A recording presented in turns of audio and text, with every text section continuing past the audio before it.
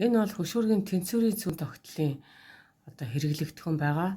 За энэ хэрэглэгдэхүүнийг би одоо хямд олдоцтой элбэг гард орох материалаар бол хийсэн. Хөшүүргийг болохоор нэг 20 см урттай шумыг ашиглаж ингэж хийсэн байгаа. За тэгээ энэ дэр ингээд туршилт хийгээд ингээд явуулж гин.